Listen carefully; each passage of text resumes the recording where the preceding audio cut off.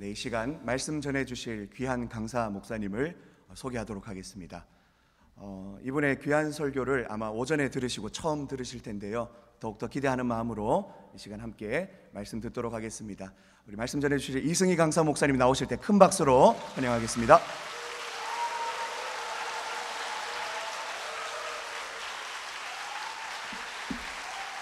소개를 잘 해줬는데 마이크를 좀 내려주고 갔으면 얼마나 좋을까. 하나님의 말씀이 오늘 이 시간에도 우리에게 큰 은혜와 복이 될 줄 믿습니다. 우리가 오늘 오전에는 와서 조반을 먹으라 라는 말씀으로 우리가 하나님 앞에 감사해야 될 것들이 어떤 것들이 있을까, 무엇을 우리의 감사의 조건으로 찾아야 될까를 함께 살폈습니다. 제자들에게 와서 조반을 먹으라 라고 말씀하시던 그 주님은 이제 조반을 먹은 그 제자들에게 내 양을 먹이라 라고 말씀하십니다. 15절 말씀을 보면 그들이 조반 먹은 후에 예수께서 시몬 베드로에게 이르시되 요한의 아들 시몬아, 네가 이 사람들보다 나를 더 사랑하느냐 하시니 이르되 주님 그러하나이다. 내가 주님을 사랑하는 줄 주님께서 아시나이다. 이르시되 내 어린 양을 먹이라. 세 번이나 주님이 반복해서 내 어린 양을 먹이라 라고 말씀을 하셨습니다. 내 양을 먹이라, 또 내 양을 치라, 이런 표현으로 말씀을 하셨죠. 주님이 세 번 그 제자들에게 네가 나를 사랑하느냐고 묻고 내 양을 먹이라, 내 양을 치라고 말씀한 것, 왜 주님이 세 번을 말씀하셨을까? 베드로가 세 번 부인한 것 때문에 그것을 기억나게 하기 위해 주님이 세 번 질문하셨다라고 종종 생각하는 분들이 있습니다. 그러나 지금 본문은 주님께서 베드로의 허물을 들추어내거나 베드로를 곤궁에 빠뜨리거나 베드로를 추궁하는 내용의 말씀이 아니고 그 베드로를 다시 원래 있어야 될 자리로 그를 이끌어 세우시기 위한 내용의 말씀입니다. 만약 주님이 베드로를 다시 세우시는데 세 번을 질문하심으로 베드로가 세 번 부인한 것을 기억나게 해 그를 아주 고통스럽게 만든다면 너무 잔인하지 않습니까? 이건 추궁하는 본문이 아니고 그를 회복시키는 본문이에요. 그렇다고 하면 주님이 세 번이나 반복해서 나 사랑하느냐고 묻고 내 양을 먹이라고 하는 말씀은 주님이 그를 다시 양을 먹이는 본래의 자리로 그를 세우고자 하는 간절함이 있기 때문에 주님은 세 번을 반복해서 물으셨던 것입니다. 이 대화의 목적이 뭔가? 다시 제자의 자리로입니다. 오늘 오전의 말씀과 연결하면 이들은 제자의 신분을 망각했고 이들은 사명을 망각했고 주님과의 그 관계에서도 이들은 철벽같이 단절되어 있었던 상황이라 주님은 다시 그 제자들을 제자의 자리에 세우기 위해 이 대화를 주고받고 계십니다. 양을 먹인다, 양을 친다라고 하는 이 말은 돌보고 살핀다라고 하는 동일한 의미의 다른 표현이에요. 이 말씀은 내 양을 먹이라라고 하는 이 말씀은 교사가 해야 될 사역과 일치합니다. 교사는 뭐 하는 사람이냐? 주님의 양을 먹이고 주님의 양을 치는 사람이죠. 내 양을 먹이라, 내 양을 치라라고 하는 말씀은 교사의 사역과도 동일하고 교회의 직분자들의 사역과도 동일하고 교역자들의 사역과도 동일하고 목자들과의 사역과도 동일합니다. 그렇다고 하면 오늘 본문에서 우리가 기억해야 할, 또 우리가 배워야 될 그 가르침은 무엇인가? 특별히 이제 교회의 여름 사역을 앞두고 있는 교사들이 이 말씀에서 무엇을 배워야 할 것인가? 특별히 오늘 좀 쉽게 말씀을 나누려고 하는데 반복되는 표현에서 우리가 배울 것이 있다라고 생각합니다. 그 첫째는 요한의 아들 시몬아라고 부르시는 그 부름입니다. 주님은 세 번이나 반복해서 특정하여 베드로를 주목하시고 요한의 아들 시몬아, 네가 나를 사랑하느냐? 라고 물으셨어요. 15절 말씀을 다시 보면 그들이 조반 먹은 후에 예수께서 시몬 베드로에게 이르시되, 오늘 우리가 읽었던 이 본문의 말씀은 그 제자들 모두를 향하여 주시는 말씀이지만 그들 모두에게 조반을 먹이신 후에 특정하여 베드로에게 대표적으로 하신 말씀입니다. 요한의 아들 시몬아. 왜 주님은 이렇게 부르셨을까? 지금까지 주님은 그 베드로를 부르실 때 베드로야라고 부르셨어요. 이미 이 베드로를 처음 주님은 부르실 때 주님 스스로가 그의 이름을 바꾸어 주셨습니다. 시몬에서 그를 게바로, 베드로로 바꾸어 주셨어요. 1장 42절 말씀을 같이 한번 읽읍시다. 시작. 데리고 예수께로 오니 예수께서 보시고 이르시되 네가 요한의 아들 시몬이니 장차 게바라 하리라. 게바는 번역하면 베드로라. 주님께서 친히 이 요한의 아들 시몬의 이름을 케파스, 페트로스, 게바라, 베드로라 주님이 바꾸어 주셨어요. 게바나 베드로나 그 의미는 똑같아요. 바위, 큰 돌, 반석, 그런 의미입니다.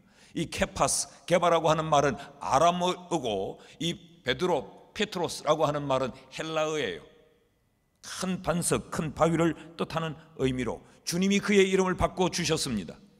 그런데 오늘 그를 다시 제자의 자리로, 사명의 자리로 세우시면서 주님은 그를 주님이 친히 바꾸어 주신 이름 게바로 부르지 않고 베드로로 부르지 않고 요한의 아들 시몬아라고 부르고 있습니다. 여긴 몇 가지 의미가 담겨져 있습니다. 베드로의 연약함을 드러내는 표현입니다. 넘어진 베드로, 무너진 베드로, 사명의 자리에서 이탈한 베드로, 그의 신분이 무엇인가조차 망각해버렸던 그 베드로. 그래서 그는 주님이 처음 그를 부르실 때 요한의 아들 시몬의 자리에 서 있는 거지요. 그물을 버렸지만 그물을 다시 손에 거머쥐고, 배를 버렸지만 다시 그 배에 올라 배를 띄우고, 사람을 낚는 어부가 아니라 물고기를 잡는 어부의 자리에 서 있던 그를 향하여서 주님은 요한의 아들 시몬아, 주님이 그를 처음 부르실 때의 부름으로 그를 호칭하고 있습니다. 그리고 그에게 내 양을 먹이라, 내 양을 치라고 말씀하세요. 연약하여 넘어지고, 연약해서 무너지고, 허물과 실수와 실패로 얼룩진 요한의 아들 시몬. 그럼에도 불구하고 주님은 그를 다시 불러 내 양을 먹이라고 말씀하는 거죠. 이것이 은혜입니다. 너는 비록 내가 너를 반석으로 세우기를 원했으나 너는 여전히 넘어진 자로, 여전히 자연인으로, 여전히 요한의 아들 시몬으로 돌아가 있지만 그래도 나는 너를 내 양을 먹이고 내 양을 치는 자리에 세우고자 한다. 이 의미가 이 속에 담겨져 있습니다. 그러므로 여러분, 주의 일을 맡은 우리가 겸손함이 필요한 이유가 여기에 있습니다. 우리는 늘 주님이 우리에게 반석이 되기를 원하지만 우리는 자갈돌도 되지 못하는 연약한 존재들이에요. 늘 넘어지고 늘 자빠지고. 그럼에도 불구하고 주님은 우리를 다시 붙잡아 세우면서 내 양을 먹이라, 내 양을 치라고 말씀을 하는 겁니다. 그러니까 요한의 아들 시몬아라고 부르는 것은 다시 시작하자라는 말씀이에요. 하나님이 그에게 또 한 번의 기회를 주고 있습니다. 내가 너를 베드로의 자리에 세웠지만 너는 요한의 아들 시몬의 자리로 넘어졌다. 그러나 다시 시작하자, 내 양을 먹이라 라고 하는 은혜의 말씀이에요. 다시 시몬에서 베드로로 나아가자라는 이야기입니다. 사랑하는 교사 여러분, 우리는 지난 한 해 그리고 금년 상반기를 지나오면서 코로나라고 하는 것 때문에 우리는 우리의 사역을 온전하게 잘 감당할 수 없었습니다. 그러나 그럼에도 불구하고 금년 여름 사역은 그 어려움 중에도 성경학교, 수련회, 어려움 가운데서 최선을 다해 우리가 할 수 있는 범위 내에서 여름 사역을 실행하려고 합니다. 그런 우리에게 주님이 말씀하십니다. 요한의 아들 시몬아,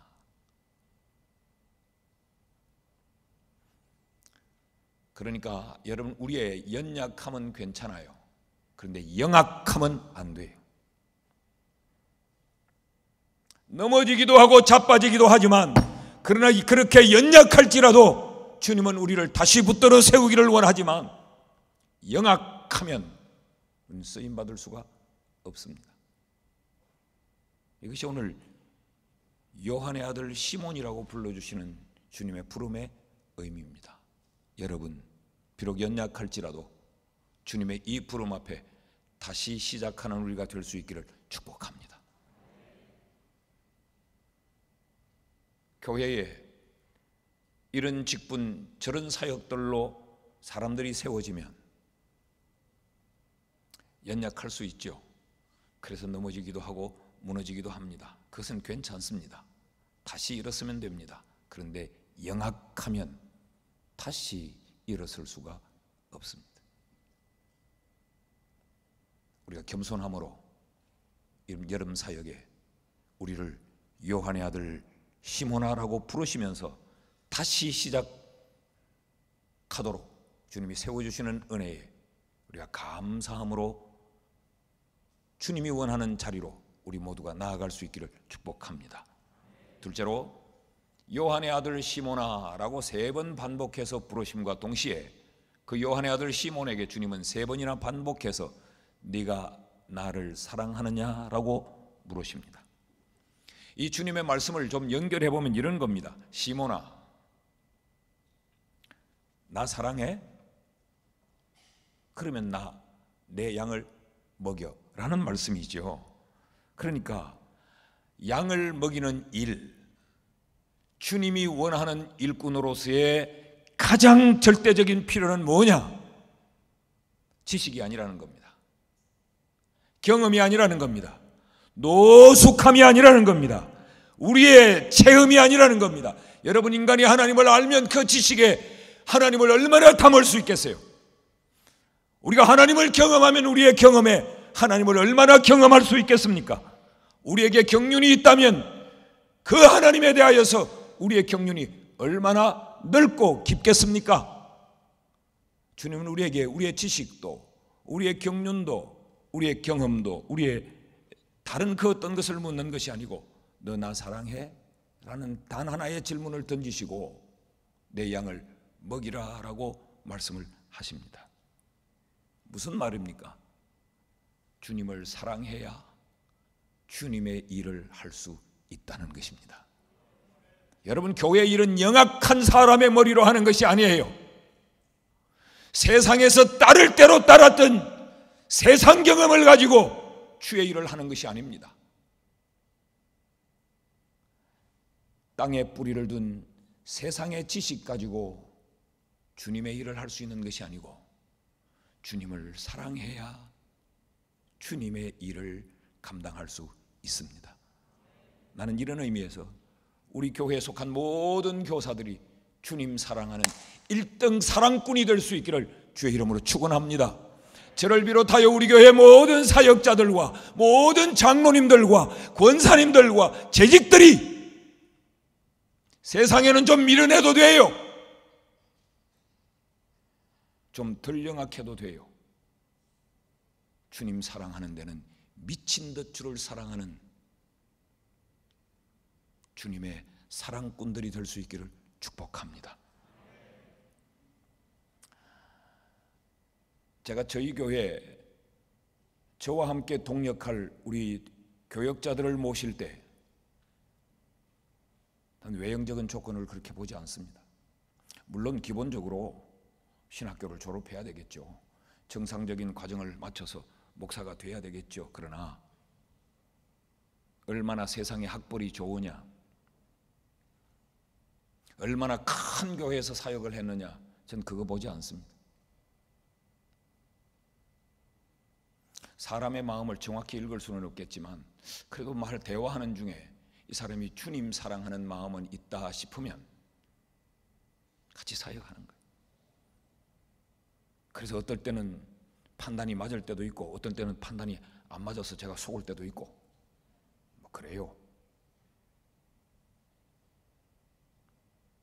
좀 어설퍼 보이고 좀 어리숙해도 좀 부족함이 많아도 주님 사랑하는 자가 결국 주의 일을 해냅니다. 그러나 아주 영악하여서 자기의 머리를 믿고 사람의 마음을 얻는 데만 혈안이 되어 있는 자는 결국 주의 일을 그르치게 됩니다. 자, 그렇다면 사랑이 뭔가를 알아야 사랑할 수 있지 않겠습니까? 주님의 질문을 좀 주목해 보면 주님이 3번 네가 나를 사랑하느냐고 물으세요. 근데 이 3번의 질문은 2번은 주님이 같은 의미의 사랑의 물음을 던지시고 3번째 주님이 사랑의 질문을 던지는 것은 좀 다른 의미의 질문을 던지고 계십니다. 늘 목사님들이 설교할 때 성경이 기록된 그 원래의 이 원문에는 뭐 헬라어에는 이런 말들을 하지 않습니다. 뭐 굳이 아실 이유가 없지만 그래도 오늘 이게 헬라어구나 한번 보시겠습니다. 15절의 말씀을 한번 띄워주면 이런 글자가 신약 성경이 기록된 글자입니다. 저희들이 신학교 다닐 때 미치겠습니다. 이거 배우느라고.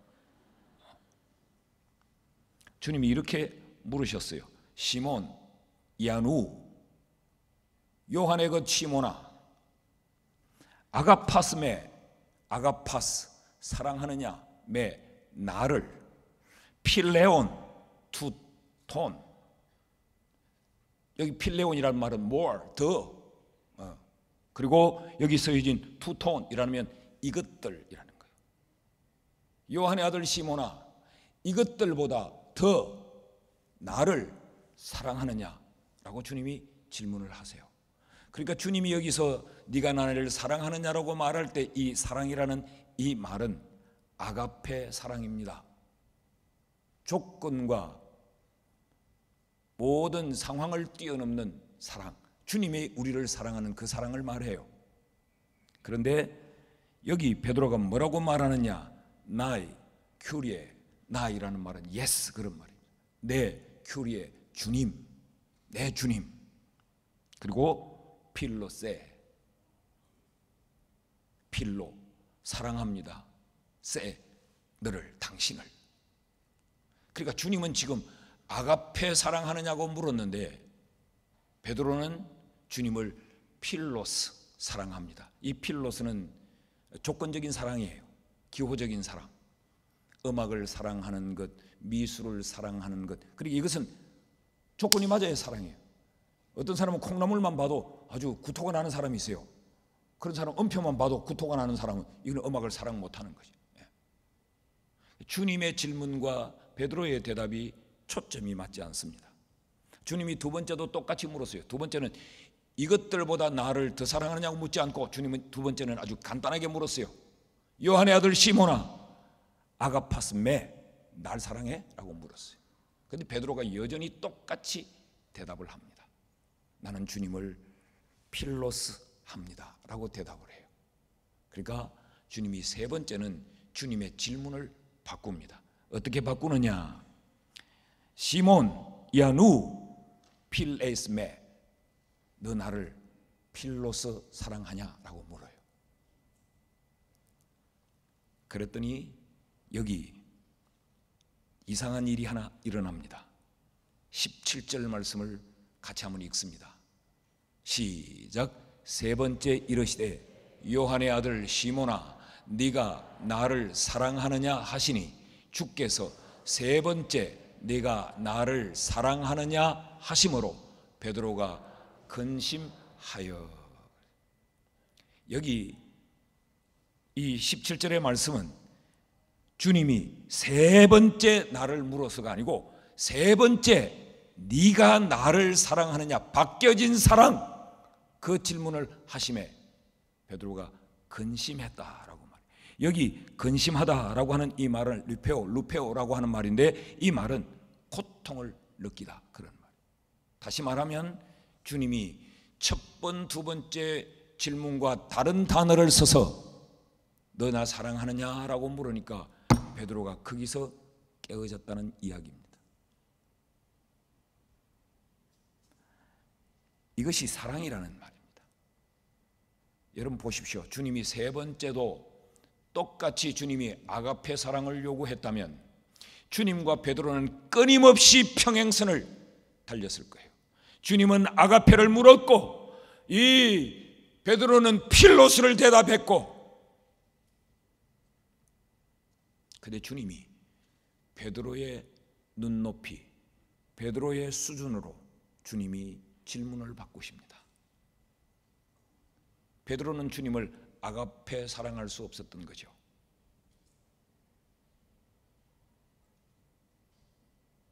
그래서 베드로는 나는 주님을 필로스 합니다 라고 말했어요. 그러니까 주님이 세 번째는 너 나 필로스 하니? 라고 물었더니 베드로가 거기서 꼬꾸라집니다.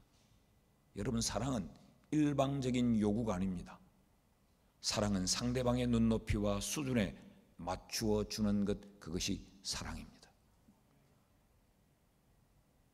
할아버지가 손주를 사랑하면 손주의 언어로 할아버지의 언어를 바꿉니다. 우리 집에는 한동안 전부 혀 자르기가 다 돼 있었어요.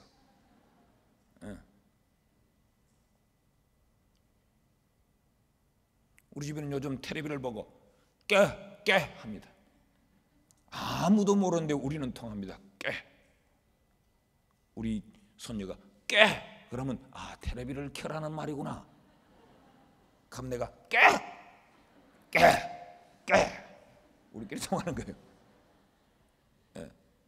이게 사랑이라는 겁니다.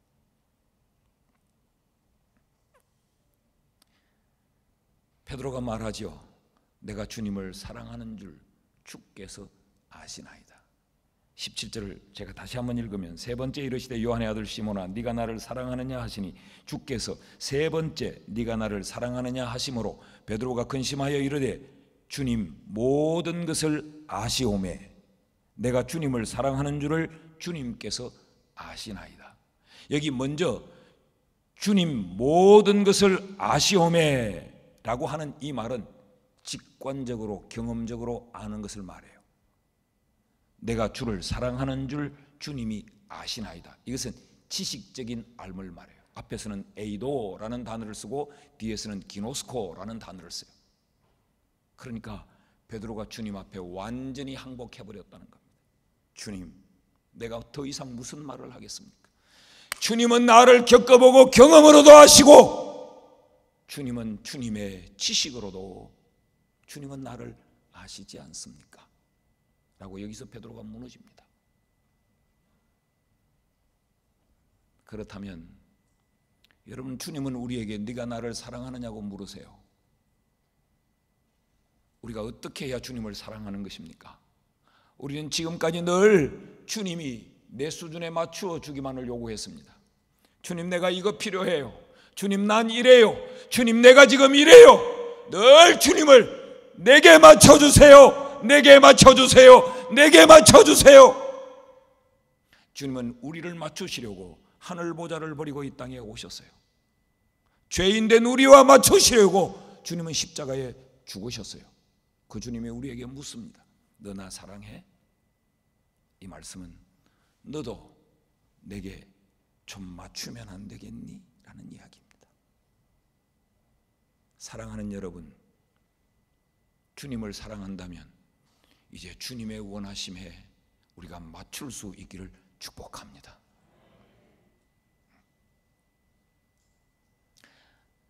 주님의 원하심에 맞출 수 있어야 우리가 주의 일을 감당할 수 있어요. 따라하십시다. 사랑은 눈높이다. 어떻게 해요? 주님께 우리를 맞추는 거예요. 김상희 집사님이 목사님, 나 목사님을 사랑해요. 그 말은 목사님에게 내가 다 맞추겠다는 이야기입니다. 그게 나를 사랑한다는 거예요. 목사님, 나 사랑해요. 그런데 난 당신하고 맞출 수 없어요. 이건 사랑하는 게 아니지. 집사님 나 사랑해요? 에? 그리고 나를 이상한 남자로 보는 것 같아요. 주님께 맞춰야 됩니다. 이런 의미에서 우리 교회 모든 성도들은 주님께 우리를 맞추는, 주님을 사랑하는 성도가 될 수 있기를 주의 이름으로 축원합니다. 셋째로, 주님이 요한의 아들 시몬을 3번 반복해서 불렀고 네가 나를 사랑하느냐를 3번 반복해서 물으시고, 그리고 그에게 3번을 반복해서 내 양을 먹이라고 말씀을 하십니다. 여러분, 우리가 기억해야 될 대단히 중요한 말씀입니다. 내 양을 먹이라, 내 양을 치라. 여기에 방점이 먹이고 치는 것보다 내 양이라는 데 있습니다. 여러분, 우리가 맡은 학생들은 내 새끼가 아니고 주님의 새끼들입니다.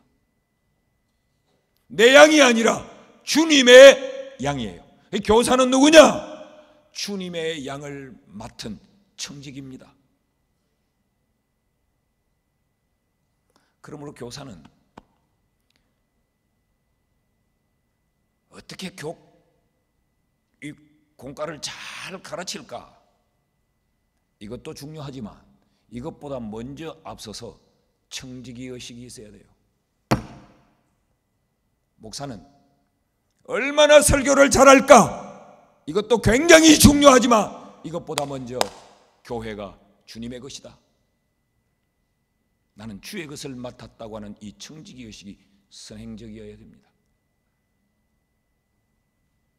제가 우리 교육자들에게, 부교육자들에게 늘 하는 말은, 당신들은 나를 대신해서 신방 가는 거야.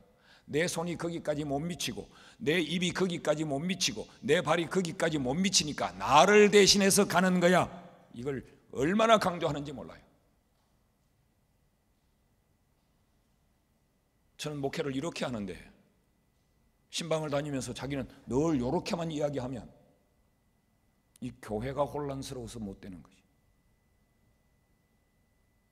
그러니까 이 의식이 먼저 있어야 된다는 거죠. 주님의 양들이므로 내가 주의 양들을 맡았다고 하는 이 의식이 선행적으로 있어야 한다는 거죠. 그러면 우리에게 필요한 것이 있습니다. 그것은 헤아림이 필요합니다. 무엇을 헤아려야 되느냐? 주님의 뜻이 뭐냐? 내가 맡아 있는 이 학생들이 주님의 것이라면 주님이 이 학생들을 어떻게 하기를 원하시는가, 주의 뜻을 헤아리는 것이 반드시 필요합니다. 그러기 위해서 기도해야 되고, 그러기 위해서 말씀을 읽어야 되죠. 주의 뜻이 뭔가, 주의 뜻을 분별하지 못하면 주의 것을 주님의 원하심대로 세워갈 수 없는 거죠. 우리가 광풍이 일어날 때 그 말씀에서도 우리가 배우지 않았어요? 우린 사람들이 모여 살기에 어쩔 수 없이 다수결의 결의를 통하여 모든 것을 결정합니다. 그러나 이것은 반드시 옳은 일은 아닙니다. 여기에 위험성은 사람의 욕심을 따라 사람들 모두가 원하는 대로 결정하고 선택해버릴 위험성이 있는 거죠. 하나님은 미항에서 멈추라고 사인을 보내는데도 이들은 베닉스가 좋다라고 결정을 하는 바람에 미항을 출발하자마자 이들은 광풍에 휘말리지 않았습니까? 사랑하는 교사 여러분, 주의 뜻을 헤아리는데 열심히 할 수 있기를 축복합니다. 헤아림이 우리에게 필요하고, 또 하나는 내려놓음이 필요합니다. 내 하고 싶은 대로, 내 고집대로, 내 생각대로, 내 좋은 대로 하는 것이 아니라 주의 원하심대로 해야 한다면 나를 내려놓아야 그것이 가능합니다. 철저하게 우리는 우리의 자아를 내려놓아야 주님이 우리에게 맡긴 양들을 주님이 원하는 뜻대로 양육할 수 있습니다. 이 내려놓음이 필요할 뿐만 아니라 또 하나, 우리는 책임을 져야 됩니다. 주님의 것을 내가 맡았다고 한 것은 책임이 동반됩니다. 그래서 마태복음 18장 6절 말씀에 누구든지 나를 믿는 이 작은 자 중 하나를 실족하게 하면 차라리 연자맷돌이 그 목에 달려서 깊은 바다에 빠뜨려지는 것이 나으니라. 이 연자맷돌은 우리 시골에서 손으로 이렇게 쌀을 갈고 콩을 가는 그 맷돌이 아닙니다. 연자맷돌은 소가 돌리는 맷돌입니다. 이게 무슨 이야기입니까? 맡은 자에겐 책임이 요구된다는 거죠. 달란트의 비유가 우리에게 이런 것을 가르치고 있지 않습니까? 반드시 결산의 날이 온다. 그러므로 여러분, 주님께서 우리에게 맡겨주신 그 양떼, 가랑비 옷 젖는 줄 모른다고 그 맡아서 한 해를 이렇게 저렇게 지나는 동안 1명 줄고 2명 줄고, 주일학교에 그래서 이번 금년에 5명 줄고 10명 줄고, 그러니까 이만한 덩어리에 요만큼씩 빠져나가니까 빠져나가는 줄도 몰라요.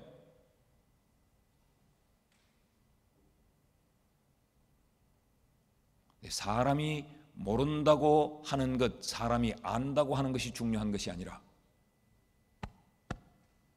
주님 앞에 우리가 책임을 져야 된다는 것이 두려운 것입니다.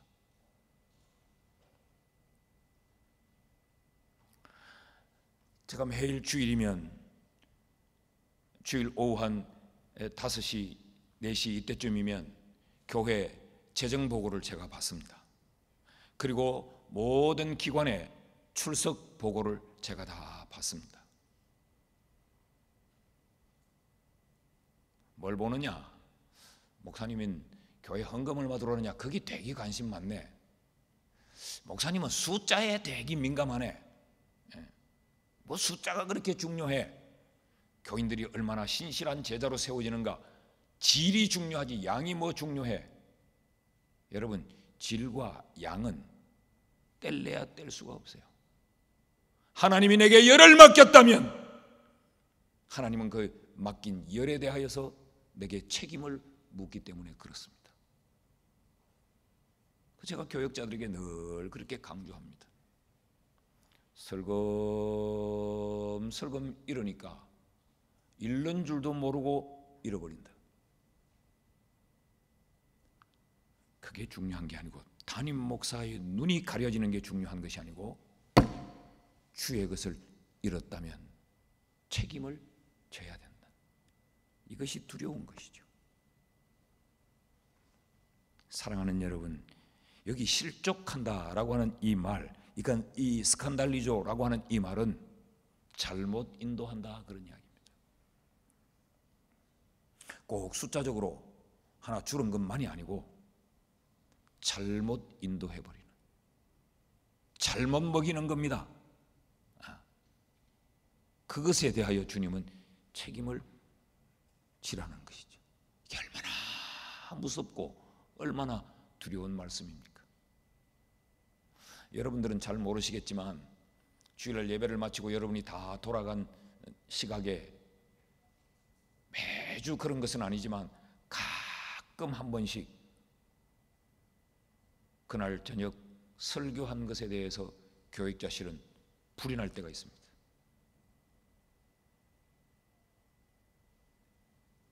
왜 그러냐? 잘못 인도하면 안 되기 때문에 그렇습니다. 잘못 인도하면 책임을 져야 되기 때문에 밤 10시, 11시가 돼도 교육자실은 불이 납니다. 책임 때문에 그렇습니다. 사랑하는 여러분, 이번 여름 사역에 그저 아이들 모아서 간식 몇 개 나눠주고 율동 몇 자락 가르치고 그냥 그렇게 마치는 것이 아니고 주님의 뜻이 무엇인가를 잘 헤아려서 나를 내려놓고 온전히 주의 것으로 그를 바르게 인도하는 우리가 될 수 있기를 축복합니다. 말씀을 맺습니다. 주님은 오늘 우리에게 요한의 아들 시몬아라고 부르세요. 너 연약한 줄 안다. 너 약해서 들어는 넘어지고 자빠지는 것도 안다.